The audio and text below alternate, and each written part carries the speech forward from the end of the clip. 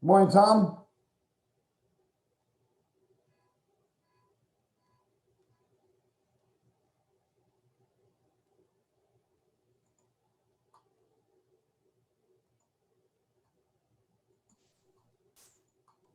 All right. Morning, Good Tom. morning. How are you? Good, sir. How are you today? I'm doing great. I made you the co-host, so I think you could pull up your. Oh, let's pause.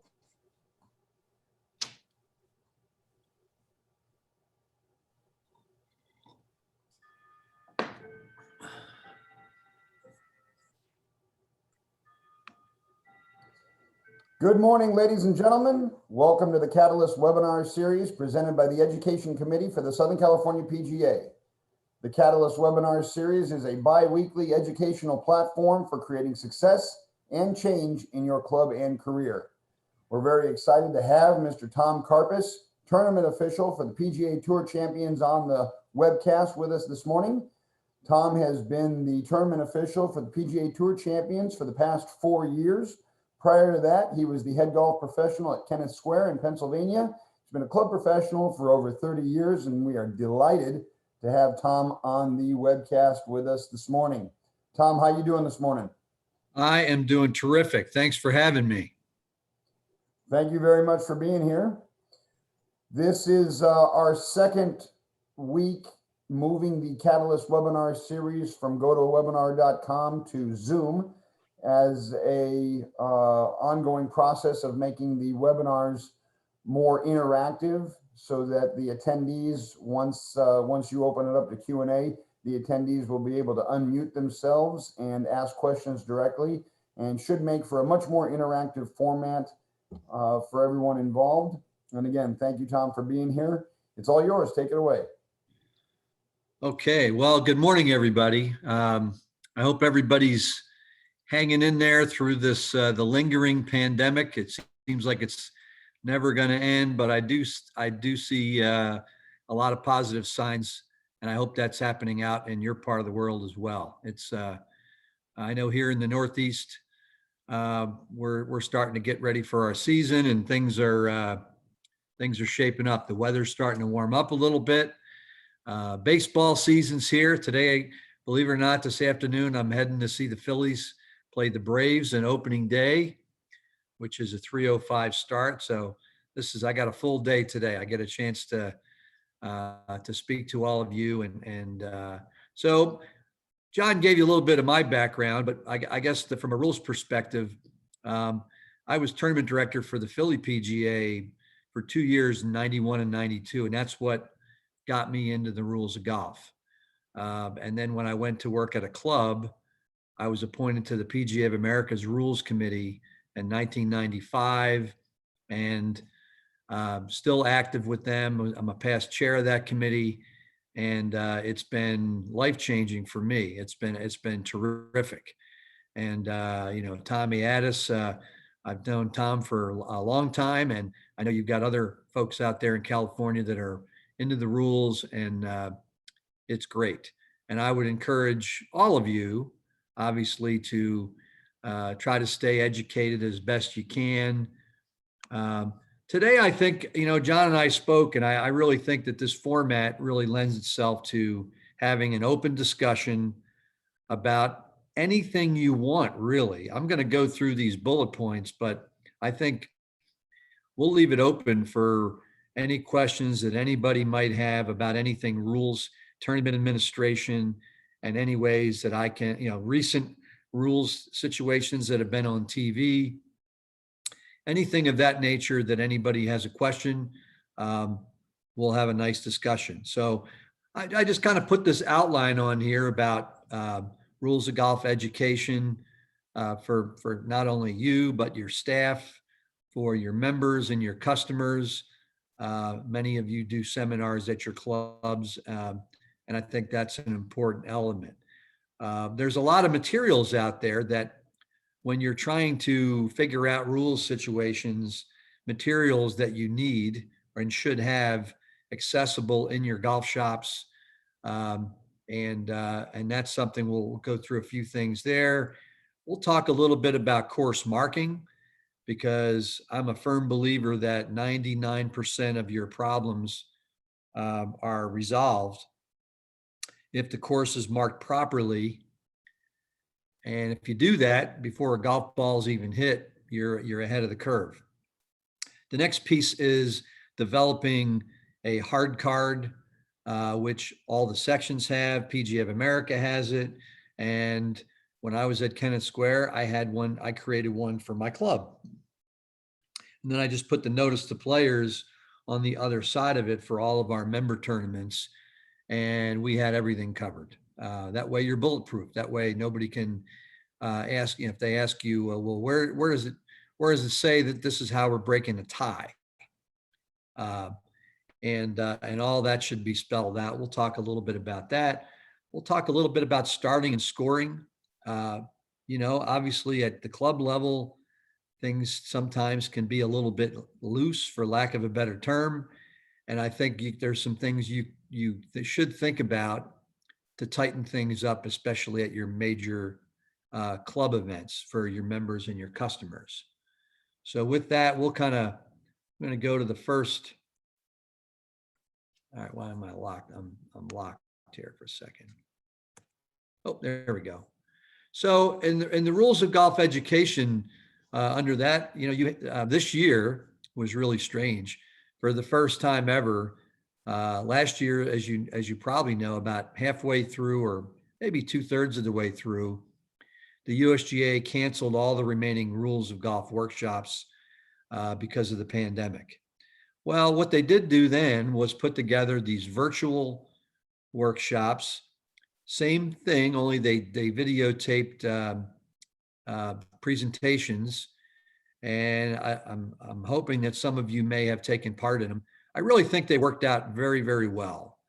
Obviously, it's not the same as an in-person program when you go and you camp out for 3.5 days at rule school.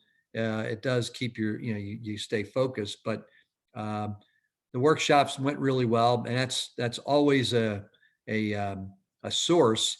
And I would think, Lord willing, that we'll be back on track next year to have the in-person workshops.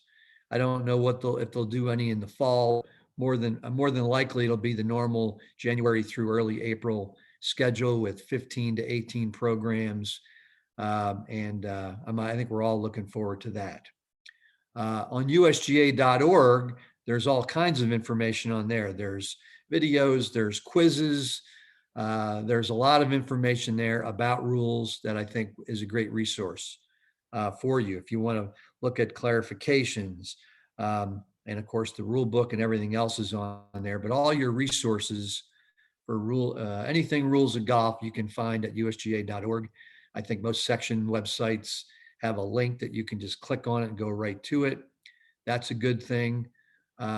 Your section, I don't know what obviously everybody tries to offer a wide array of topics for your education programs.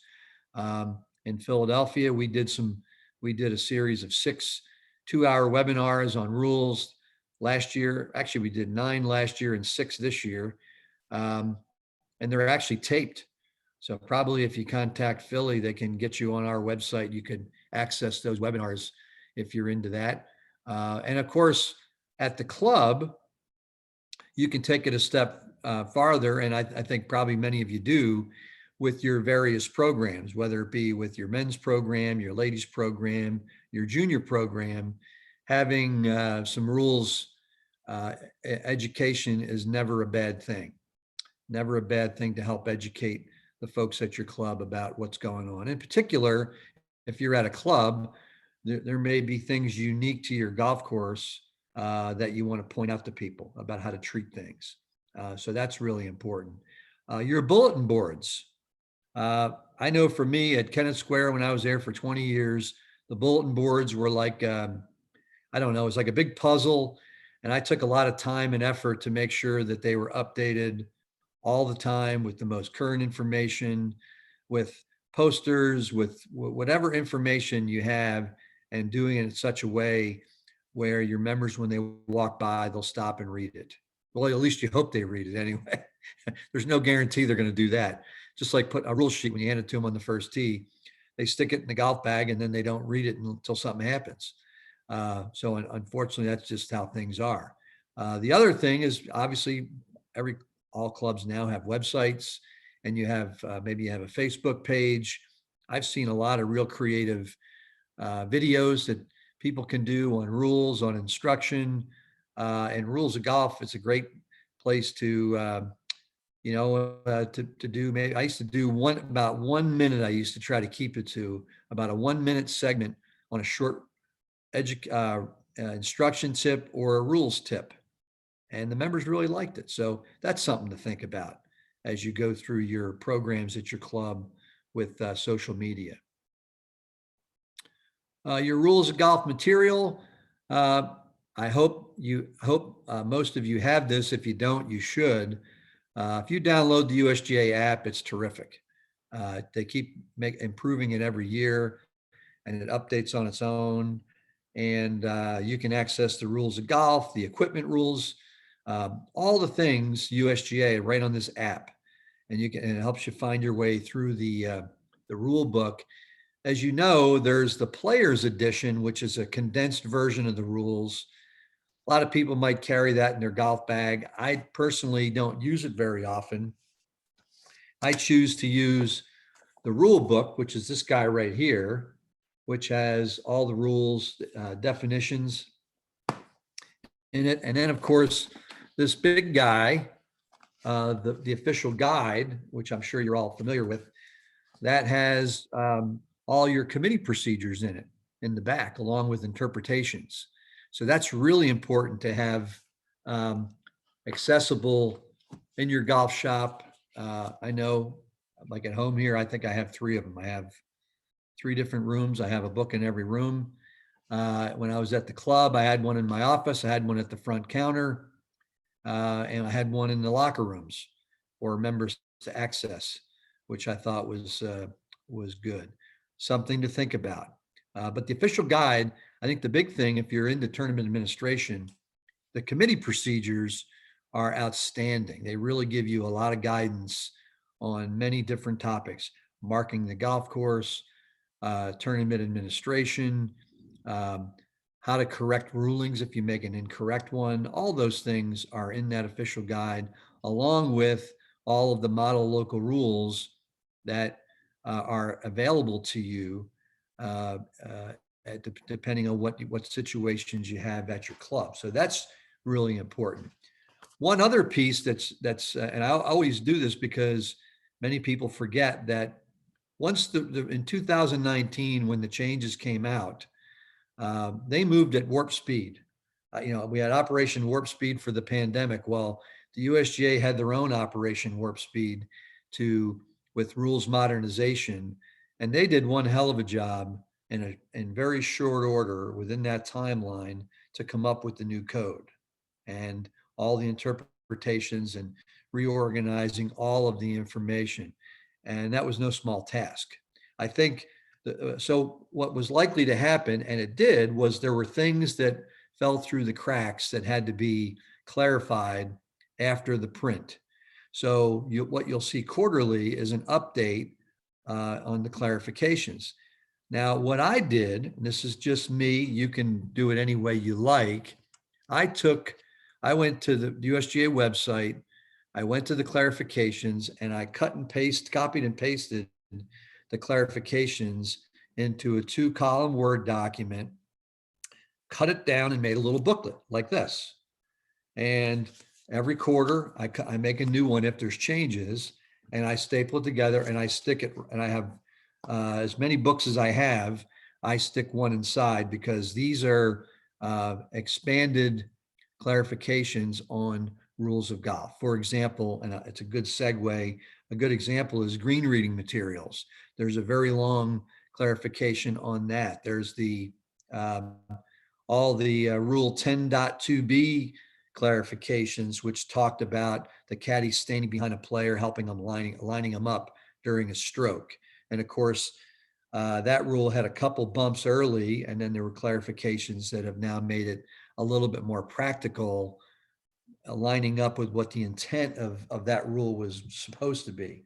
You might remember there were a couple rules situations where players got penalized, but it was not the intent. So the rule RNA and the USGA got together and issued a clarification, and that's something. It's an extension of the rule book. So you want to keep that in your official guide, however you see fit. Now, if you have the app, you can access it that way. I like the hard copy because I'm old, but I like the hard copy in my book, because if you're somewhere where you don't have internet access and you can't access it on your phone, you've got the hard copy to fall back on. Plus, if you want to show somebody in print, if you're making a ruling of some sort, or you're telling somebody about a particular rule, you can show it to them in writing, which is a good thing. I mentioned green reading materials. That's in the clarifications. There's also on the USGA website a document for FAQs on green reading materials. Keep in mind that this is not a model local rule. This is the rules of golf clarification on the use of green reading materials. So if you have caddies and you have rule books at your club, there are guidelines that you should follow. One other piece that you should have, you can have a ruler because you have to measure the size of it. There's some size guidelines in the green reading materials, but there's also this guy right here. It's a template that measures. You just put it right over the rule book, and it measures whether or not the grid lines meet the size requirements by the in the clarification. So what's important there would be to have one of these so that if someone came in with a question with the rule book, you're able to help them out. The next piece on usga.org are the equipment rules. Lots of information there about conforming clubs, grips, shafts, heads, all this information. I know for me personally, and I think probably if you ask anybody who does a lot of work with rules, anytime we get a question on a club, whether or not it conforms, or maybe there's some piece of stretching device or some device that someone wants to use, we'll get asked, could they use it during the round? And I know I get really nervous because I'm not an expert on these things. I know some, just enough to make me dangerous. What I'll generally do is take a picture of, if I can't answer the question and be sure of it, I'll take a picture and then I'll go to Carter Rich or Johnny Much and try to get a clarification to help that player out. Also, these materials, the amateur status information is on usga.org. I know all the sections across the country there's a lot of buzz out there right now, but some of the changes being proposed, but the comment periods right now. So get those comments in but all that information there. And also the COVID-19 guidelines. I think every section during their competitions last year, when things started back up for competitive golf, everybody was using the guidelines. PGA of America posted them on pga.org, and it was terrific. I know, you just everybody adapted. And I know for me, I used to play a lot more competitive golf. Now I play more to see my friends play a particular golf course. And I just like getting away, getting out and seeing how I can compete. And it was nice to do that after being cooped up. I think everybody would agree with that. It was a nice thing. So all that information, these are all the materials that you have access to that can help you with anything about rules. So thought I'd throw that in there. Golf course marking, I think we all, I know at the club, I had a room where I kept all our supplies. You want to have a supply of red, yellow paint, white paint for GUR and other things, maybe for a boundary here or there if need be. Green paint, you never know when you're going to make a mistake and you got to cover it up. That's why they put erasers on pencils. Well, that's why they make green paint too. And obviously paint guns. I think par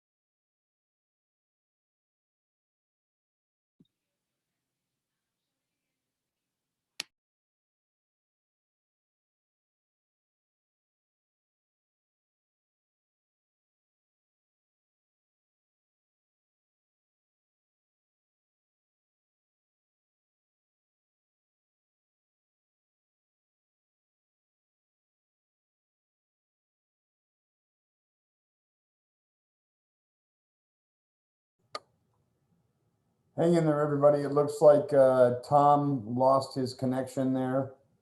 Let's give him a second to pop back in. Thanks for your patience.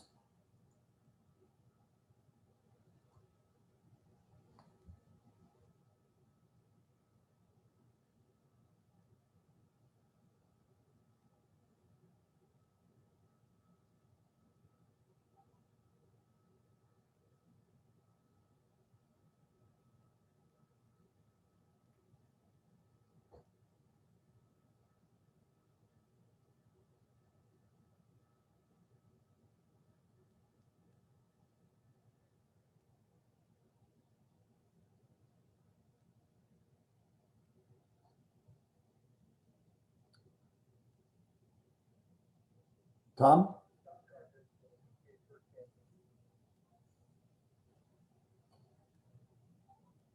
Doesn't have a cell phone signal either. There he is. Hold on.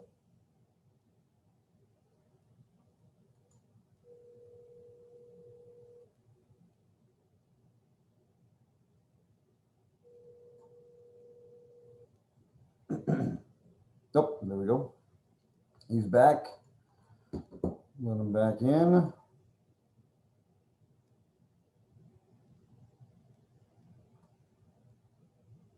Tom, can you hear me?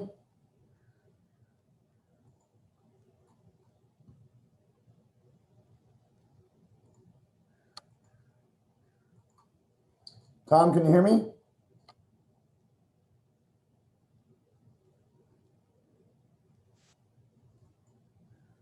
Can you hear me now? Yes, sir. Then we lost you there for a second. I apologize. Something happened with my internet, so I don't know. I usually don't have any trouble with that, so my apologies. So I think I'm back. Yeah, I'm no back. problem. You're good. We're right back where we were. We got your audio. We got your visual. We just need to, there you go. Beautiful. Perfect. We're back. Okay. Thank you, everybody. My Sorry about apologies. Technical difficulties in the Zoom world. Sorry about that. That's okay. That's okay. Not your fault. You're good. Okay, so we talked about your supplies, obviously having a mallet. And if you're, I know I've marked golf courses out in the desert when that ground is really hard. You want to make sure you have a nice heavy mallet because the fewer times you have to hit that stake, the better off you're going to be. Having some work gloves. I always, again, looking at your golf course, it's spring is here in the Northeast. And I used to go out every spring prior to our opening day. And I would look at all of the boundaries, whether we use stakes, fences, whether we had walls. We would look at all those, make sure that our boundaries were set and defined. And then the same thing with penalty areas. Of course, you know that in 19, this was all changed a bit in that we still have traditional yellow penalty areas. Best example is 17 at Sawgrass. The island green, that's marked yellow. Next week, we're gonna see number 12 at Augusta. That'll be marked yellow with a dropping zone. So there's still that out there. And then there's red penalty areas, which has been now obviously you have your streams and creeks and those things, which are pretty traditional, but also now at the club level, and I see it more and more, and I think it's a good thing, is you can take high grass areas, wooded areas, deserts, places where a ball is likely to be lost if somebody hit it in there, that in those cases, you have the wherewithal to make that a penalty area if you want to. A little more player friendly. There's no right or wrong answer. The only thing I tell people is to be consistent. So if you have a wooded area on one hole and you make it a penalty area, and you would want to make similar areas the same way, to treat one hole as a penalty area and another hole as a lost ball could send mixed signals to people. So we try to be on our tour, we still mark things pretty traditionally, and we don't really mark these wooded areas unless there's penalty areas inside there or water features inside there. So we do keep that pretty traditional in that respect. But it's your option at your club. Whatever you think you need to do to help your customers, members, make them have a good time. It's all there for you. I think people were doing this anyway before 19, but now it's a good thing to review that each year. Also, you want to look at your club and see what possible model local rules that you should enact. Because remember, the rules of golf are the rules of golf, and model local rules are only in effect when you enact them, meaning you put them on a hard card or on your notice to players. And that's really important to take a look at those. And I've got a slide coming up with, I went through the back and just kind of in our hard card for section, PGA of America, PGA tours, and things that we can talk about. The last piece to this that's really important, coordinating with your golf course superintendent is really a good thing because you want to work as a team. Some clubs, the superintendent marks the golf course. Other places, the golf professional does. However you sort that out, totally up to you, whatever works best. You can do it in tandem, but whatever it is, you got to have a good plan. And again, at Kennett Square, when I was there, I used to, Friday morning, we had a little shotgun for our seniors at 9 a.m. So every Friday morning at 9:30, I had my cart loaded up and I was out marking penalty areas for the next hour and 15 minutes. And that was my Friday morning, get out of the shop for an hour gig. And I used to enjoy that. And then we'd be ready for the weekend, which is when we had most of our club events. So whatever helps, I think that's a good idea. Let's just look at some model local rules here that I think you should think about.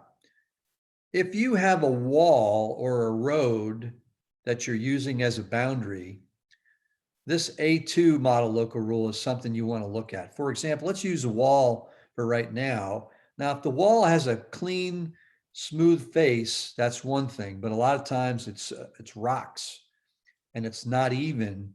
And what you want to do is clarify. You can't just say, well, the wall's the boundary. Well, is it the inside edge? Is it the top? Is it beyond the wall? You want to make sure that you are bulletproof on this. I know at Quail Hollow at the PGA Championship, when I chaired it in, I guess it was 17 maybe, on the 7th hole, we had a wall. So we just said the ball was out of bounds when it was beyond the wall. And that was a clean way to deal with that. Anyway, you want to just make sure you're looking at that. Look at that model local rule in the official guide, and you can adjust accordingly on your notice to the players. If you have a public road that runs through your golf course, there's that language, we've all seen it, a ball that crosses a public road defined as a boundary, and the ball ends up on another part of the course. The ball's out of bounds, even though it is on the course. If you don't specify that, that ball is on the course. So it's in play, and a player might have to hit a shot over a public road. So you want to make sure you have that cleaned up. The next one here is, we know that in 2019, with the new code, under red penalty areas, the rule itself does not cover the opposite edge.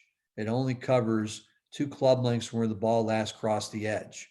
So the player does not have the opposite, what we used to call opposite margin, the opposite edge, unless you might go look at your golf course and say, are there any red penalty areas where we would want to allow the use of the opposite side?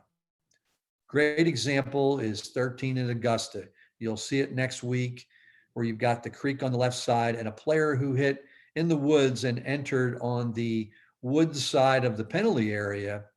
If they couldn't use the opposite margin, they might very well be dropping inside azalea bushes. So the committee there, the Masters Competitions Committee, they allow the opposite edge. So then you'll see players dropping on the fairway side of that penalty area. They can go on either side of it. And that's probably the best example. And since it's next week, it's a good one to point out. So you want to look at your golf course, and if a ball went into a red penalty area on a side where there's a lot of bad stuff, you might want to enact and you specify in your notice that, or on your hard card, or if you're at the club level, that you're always going to allow player relief on the opposite side with the red penalty area on hole number 6 or whatever hole number it is. And you just want to be clear on that to allow that option for your players, whether you're hosting an event or for your members or customers. This new one, D7, talks about, this was a real interesting deal here in that we had last year, Jesper Parnevik was tapping a putt in and he kind of backhanded it and the ball lipped out and hit him in the foot. He didn't think anything of it. He tapped it in, went to the next tee. This was on the 3rd hole. Well, and he comes into scoring and he told the committee what happened. Well, the rule itself, prior to this clarification or this model local rule, it basically said that a stroke from the putting green, if it struck any person, any animal or obstruction, the stroke is canceled and replayed. So Jesper was supposed to replay the stroke, but he didn't. So he got a wrong place penalty. The interesting thing is the putt that he made where it lipped out and hit him in the foot, the rule says that stroke is canceled. So really an odd thing. And the best way to put it is, had he called for a ruling right away, we would have let him put the ball back and basically have a do-over. So at that point, we made the USGA aware of it, and we helped them help get the, and regulatory happened a couple times out there too. So now what we say, this model local rule, and I think everybody should have this because it also covers, and basically it says if you make a stroke from the putting green and it hits you, the player, it hits the club you're making the stroke with, or it hits any animal that's a loose impediment, like an ant or a bug crawling on the green, an insect, you're going to play the ball as it lies. There's no penalty, obviously, but so this really covers it. It's not a cancel and replay like the letter of the rule says. So this is something to make sure you put on your hard card at your club, and I think I'm sure your section has it. It's on PGA of Americas, and all the tours are using it. The next one here, dropping zones. I think everybody knows about that.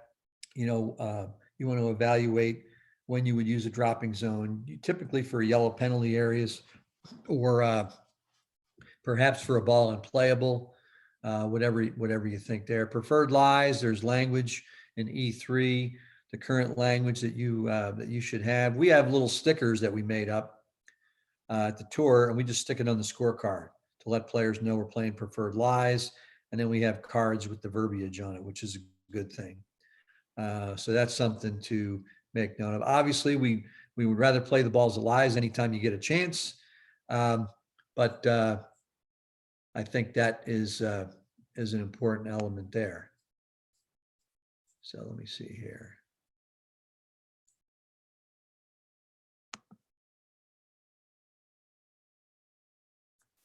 Okay, let's see here. Hard cards. So these are local rules and terms of competition, and these are what's in effect for all competitions. For all competitions. Are you able to see me on the screen, John? Oops. I'm trying to, because I don't see my picture up there. I think I'm not coming up. How do I do that? Still look like we got your presentation up. Yeah. You are the co-host. I'll ask you, I just sent you a request to show your video. Okay. Your audio is good. Yeah, I'm trying to. Oh, there we go. Tom, can you hear me? Yeah, there it is. There you are. I don't know how that happened. When I logged back in, I apologize. It might be a bandwidth issue, but no worries at all. No, when I logged back in, I didn't have that clicked. So my apologies to everybody. Not that you needed to see me or anything, but. No, we want to see you. We want to see you. All right. So now we're at the hard card. Obviously, all the sections have them. PGA, all the major allied associations use them for their competitions. And these are local rules and terms of competition that are in effect for all of your competitions. So I always, and PGA of America has one. You can, for those of you that are at clubs, you can get one from the section. If you contact Mark Chetchot or Kerry Haig at HQ, they can give you the PGA of America's. I think the USGA has theirs on their website. And I think if you wanted a tour hard card, I'm sure we can get you one there as well. And that's just good to have for your club. And and obviously for those of you that compete in your section, it's always important that you're familiar with your section hard card. And an example of what's on probably all the hard cards now would be suspension of play. Obviously, when you're suspending when play is suspended for a dangerous reason, it's going to be one long prolonged blast and you must stop right away. If it's for another reason like darkness, fog, high winds, that's going to be a series of blasts. And then of course resumption in both cases would be 2 toots of the air horn. So things like that are just important to have in your information.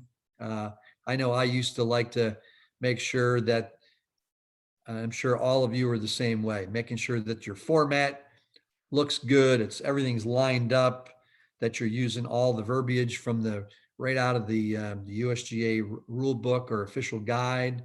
Put some logos on there your club logo, if you're hosting an event, if there's a sponsor, all those things. It's just a nice touch when you hand that out. A lot of times if you're using, I know now some of the Golf Genius and others, there's ways to put it all on one page. I've seen that. Whatever it is, just make sure the information is in a nice format and lined up and looks good for your customers or your members. That's a very important. And of course, the hard card works in concert with the notice to players, which, like I said, I always had my hard card on one side of an 8.5 by 11, and then on the opposite side, I would put the event name, the date, and specifics to the golf course and the competition. How are we defining out of bounds other than by definition? Are there roads? Are there walls, et cetera? Do we have any holes where we're allowing the opposite margin for red penalty areas? That's important. If it's a walking only event, what are you doing with transportation? Those type of things would be specific to that competition and to the course, and you want to make sure all that's on there. Obviously, for member clubs and other events you're hosting, the format, what tees are players playing from, handicap allowance. And I'm going to make one little public service announcement that I tend to bring up. I know I know at Kennett Square, my last probably 5 or 6 years, we had a lot of players that wanted to play the forward tees.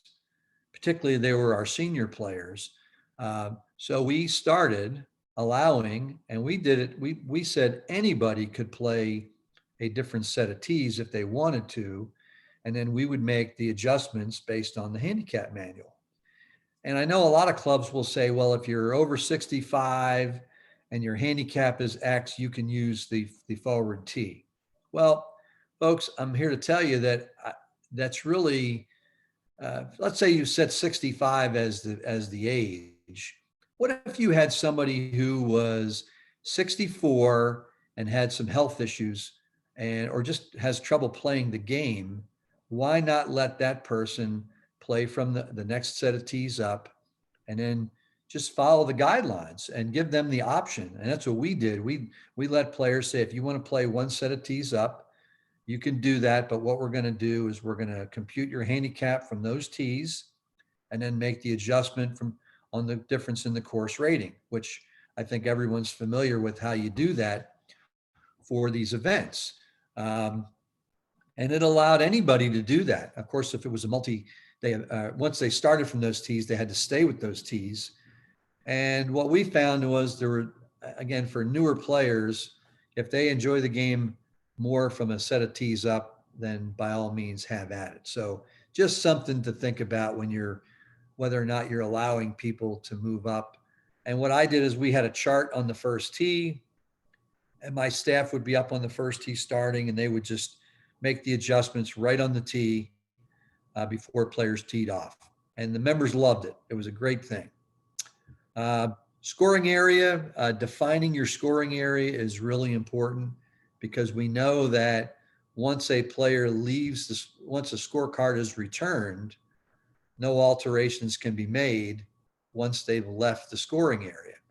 And that's not when they hand you the scorecard, it's when they leave the area. So it's just important to mark it, whether it be a room, a patio, a roped off area, a tent. You can use stakes. We use blue lines, blue stakes at the PGA Championship and Senior PGA. We'll use blue tape if it's inside a building to mark the doorway. I mean, it's important to do that, because then there's no question whether or not somebody has left the scoring area. We had a deal last year with David Frost where we had the scoring area was all defined, and somebody moved these these wooden holes that we had defining the one side, and somebody moved it out of the way, unbeknownst to our staff, and he left the area through this opening and then came back in, and we had a big thing about whether or not he left the scoring area. So just important to make sure that that's bulletproof. If you have a shotgun event, I would suggest making the scoring area larger. I mean, you could make it the whole, at Kennett Square, we used to say the lower patio and the men's grill. For those events, for other events, it was just the whole patio. We kept that as the scoring area because we wanted people, we didn't want anybody to get disqualified or have any issues. So we were a little bit more liberal at the club level. At PGA Championship, tour events, major competitions, more defined, more definite as to we want players to check their card, get in there, take care of their business, sign it, and then move on. How to break ties, playoff holes, really important to make note of those things. Have it all specified in advance so you know exactly when is it going to start and where are we starting, and it's treated like a new tee time when you're having a playoff. So very, very important to do that. A couple other quick notes here. Obviously, if at the club level, you want to make sure your staff is trained on your starting and scoring procedures. You want to have these areas defined. The staging, everybody does things a little bit differently, but they have those. Bobby Pollitt and his company has those starters boxes, which are great. Couple different sizes. Nice tablecloth with a logo on it is nice. An umbrella, signage, privacy particularly for your scoring area, so people can get their business done.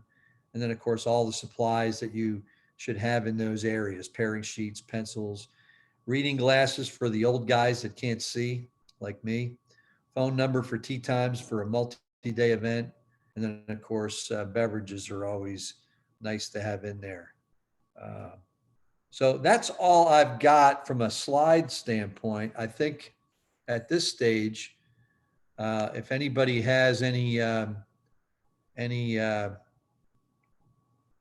questions, I think we can open up the floor to that.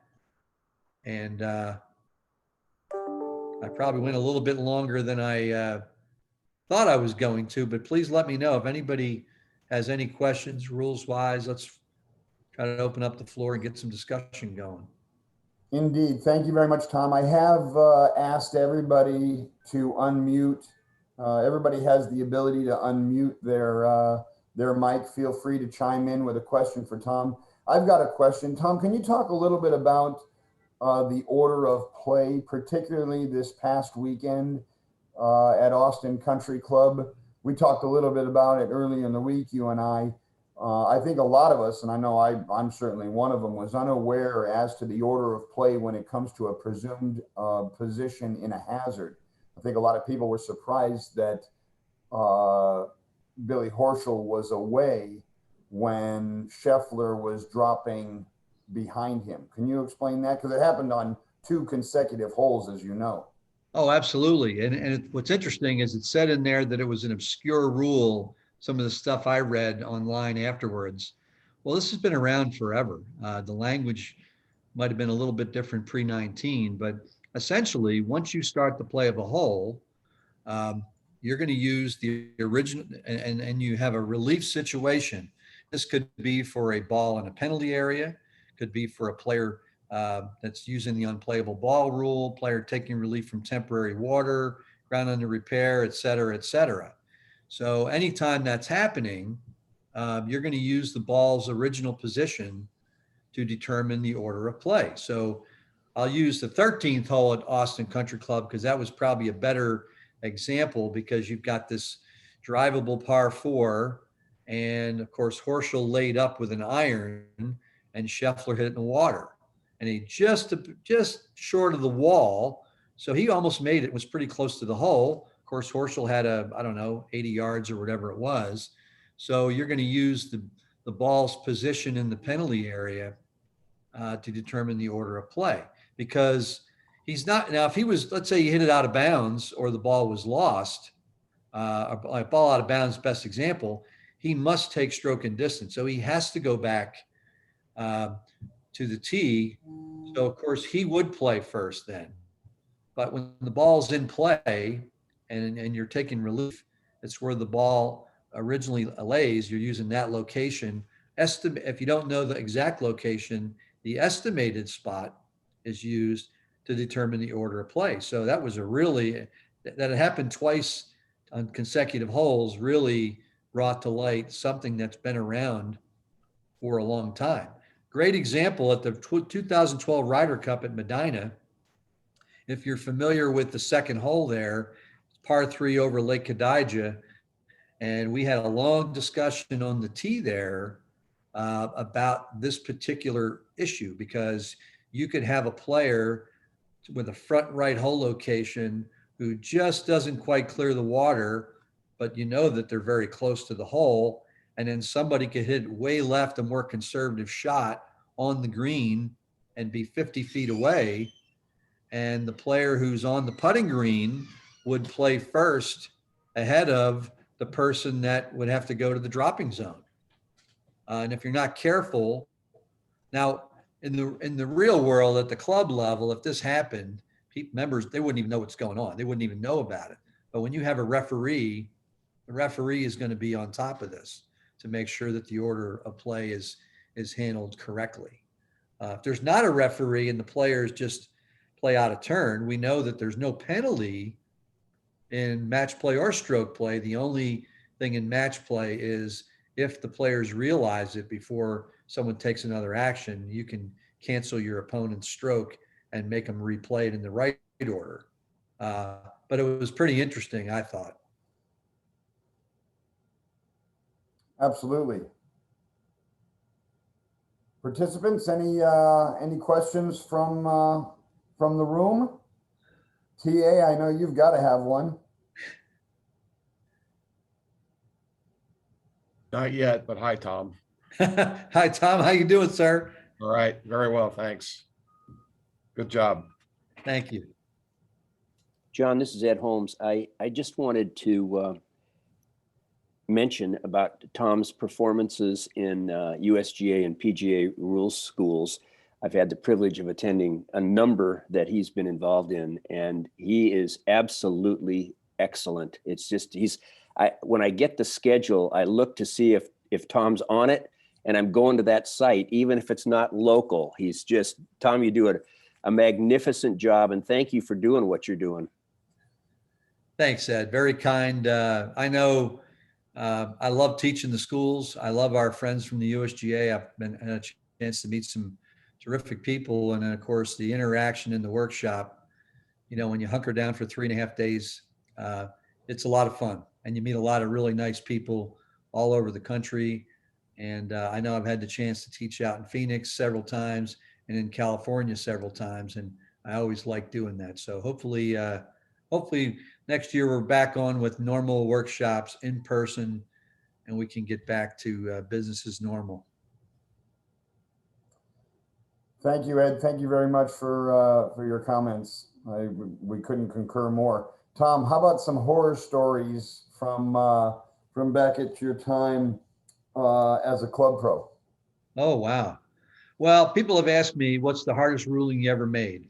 And I can tell you that I had two at the club that were just incredible. One was club championship. We've got an older fella playing a match against the defending champion, who was I think at the time, I think he was 17 years old. So they're out playing, and along with our flights matches. So the golf course is full. They're on the 15th hole. Weather's moving in, the rain's coming down. Of course, now the course becomes unplayable. So I blow the horn from the 16th fairway, and I can see them walking to the 16th tee. So I know they heard the horn. I blow the horn to suspend play, and I know that they can see me, so I don't need to go talk to them. I make my way back in, make sure everybody knows play is suspended. So everybody comes in, they all pile into the grill room. So I've got my pairing sheet, and I'm going around the room trying to see where everybody is, so we know what's going on when we resume play. And when I got to these two guys on that were going to 16, here what happened is the older fella, he was 3 down with 3 to play. And he said to this young man, he said, why don't we just finish? So what they did is they were between holes. And when I got to them, they said, we just went ahead and finished. And Kyle won 3 and 2, whatever the result was. So all of a sudden now I'm like, oh, this is not good, because when you're between holes and play is suspended by the committee, you must not resume play until the committee orders it. And the penalty is disqualification. So I immediately went and got our men's golf chairman and said, hey, we've got a problem here. Here's what these two fellas did, and I need to talk to them. So he and I got together with these two players, and the older fella had another older fellow caddying for him. Two pretty powerful members of the club, if you will. So when I told him what the penalty was, of course, the kid was great. I mean, he wasn't happy about it, but he handled it wonderfully. The two adults, the player and his caddy, really got upset. And they filed a complaint with the men's golf committee. We had to have a special hearing as per our men's golf committee guidelines. This thing went on for 5 days at the club, because it happened, I think, on Sunday. We had a meeting, I think maybe Wednesday or Thursday. We had this special meeting, an appeal, if you will, to appeal the penalty. So for 4 or 5 days at the club, that's all everybody was talking about. And So at the end of it, the committee upheld the decision, but I didn't sleep for several nights. And what was pretty cool is afterwards, the young man came to me and he said, this is not that long ago. I ran into him and he said, if I knew then what I knew now, I would have handled it a lot better. But he handled it great anyway. It was just a bad thing. These adults kind of coerced him into finishing. He could have said, no, I'm not, but he went ahead and finished. And then I did have a chat with the other player. I said, this could have been a lot better if you as the adult would have said, you know what, we made a mistake. Let me take my medicine and move on, because it's a black and white rule. It's not, there's no wiggle room. And in fact, I called the USGA during the meeting and had Ginger Folson, who was working for the USGA at the time. I called her up and I said, hey, Ginger, I said, I need help with the ruling. And she said, you need help with the ruling? I said, yes, I do. And we went through the whole thing. And of course, she basically verbatim said what I said. But pretty tough deal. But I think, thankfully, the committee held their ground, because when you start, like I said to the committee, I had been there a while at that point, and I just said, look, if you don't uphold this, we've got other problems, because when we get to future competitions, you're going to need to tell me, at that time there were 34 rules. I said, tell me which of the 34 rules we're playing by and which ones we're not ahead of time, because this is not a good thing. And the nice part was many of our members came to me and said, Tom, you did the right thing. That's the rules of golf, and so be it. And so that's a worse story from the club level. Certainly, holy moly. Especially when you have to lay it down and say which one of the rules, how many of the rules are we playing by and how many of the rules are we not playing by. That's, I don't envy that position. But the nice thing is, so today's April 1st, and I haven't looked yet, but today, I don't know if there's any new clarifications that are coming out. The quarterly update would be today on usga.org. So I can update my little booklet. And what I do with our Champions Tour staff is I'll make up 10 of those. I'll give one to each of the guys, and they stick it in their rules bag, and then have a couple extras in our file cabinet that we take from site to site. And so that's important to, there's some good stuff in there too with, they have rules with people with disabilities about, how to replace the golf ball, as opposed, if you can't reach down and place it. There's some really good things there if you have any players with disabilities that you might want to take a look at. That was new as of the last quarterly update. Excellent. Any other questions from the field before we thank Tom for his time and expertise? Tom has been great to come on the Catalyst webinar over the last 4 years. I think this is his third or fourth time presenting to the section, and we're very, very grateful. We know that he has a busy schedule, and there's a lot of demand on his job, and he does a lot for other sections as well. So we do appreciate the time that he cuts aside for the SoCal section. Thank you very much, Tom. On behalf of the Education Committee for the Southern California PGA, thanks for being with us this morning. Want to remind everybody that we will be having Kirk Reese, the former general manager at the Los Angeles Country Club, on the webcast next Thursday. He will be presenting on how to survive, thrive, and adapt.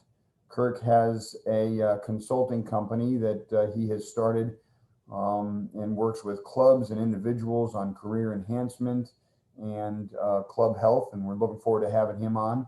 He's been presenting for various Club Managers Association webinars over the last couple of years, and this will be his first time joining us on the Catalyst webinar series, so we're looking forward to that. Once again, Mr. Carpus, thank you very much, sir. Good luck out there, and we look forward to having you on the webcast again in the future.